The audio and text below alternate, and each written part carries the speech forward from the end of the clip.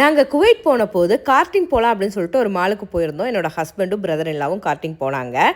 Name photo எல்லாம் கொடுத்துட்டு register பண்ணிட்டு உள்ளே போய் வேடிக்கை பார்த்துட்டு இருந்தோம். அப்போ வந்து நேராக ஒருத்தவங்க வந்து டம்முன்னு இடிச்சாங்க. அதை பார்த்து என்னோட பேபி பயந்துட்டா, டேடி போகாத அப்படின்னு சொல்லிட்டு அழ ஆரம்பிச்சிட்டா. அவளை ஒரு வழியாக சமாதானப்படுத்திட்டு நாங்கள் இப்போ வந்துடுறோம் அப்படின்னு சொல்லிட்டு போனாங்க. நாங்கள்லாம் வேடிக்கை பார்த்துட்டு இருந்தோம். இவங்க எப்போ வருவாங்க அப்படின்னு. வாமச்சா நம்ம போய் ஃபஸ்ட் ப்ளேஸ் வாங்கிட்டு வரலாம் அப்படின்னு சொல்லிட்டு போனாங்க. என்னோட பேபி ரொம்ப ஈகராக வெயிட் பண்ணிட்டு இருந்தா, டாடி எப்போ வருவாங்க அப்படின்னு. அப்போ தான் அவங்க நேம் வந்து ஸ்க்ரீனில் டிஸ்பிளே ஆச்சு, சிம்பு வி மணி அச்சு அப்படின்னு. புயல் மாதிரி வந்து கொண்டிருக்கிறார் மாஸ்டர் புல்லட் பாண்டி, இதோ வந்து விட்டார்.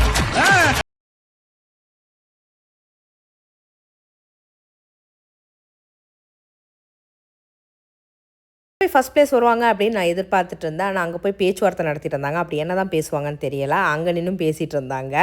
என்னோட ஹஸ்பண்டுக்கு ஒரு சூப்பரான எக்ஸ்பீரியன்ஸ் கொடுக்கலாம் அப்படின்னு சொல்லிட்டு தான் என்னோட பிரதர் எல்லாம் இங்கே கூட்டிகிட்டு வந்தாங்க. அப்படி மணி அச்சு வந்து 3rd பிளேஸில் இருந்தாங்க. எந்த பிளேஸில் வந்தாலும் எந்த யூஸும் கிடையாது, ப்ரைஸும் கிடையாது. ஆனால் ஒரு சூப்பராக ஃபன்னாக எக்ஸ்பீரியன்ஸ் கிடைக்கும். ஆனால் அடித்தா பயங்கரமான அடியாக இருக்கும், கேர்ஃபுல்லாக இருக்கணும். கார் ரேஸ் முடிஞ்சு அஜித்குமார் சாரை இந்த மாதிரி போஸ்ட் கொடுத்துட மாட்டாங்க. கார்ட்டிங் பண்ணிட்டு என்ன மாதிரி போஸ்ட் கொடுக்குறாங்கன்னு பாருங்கள்.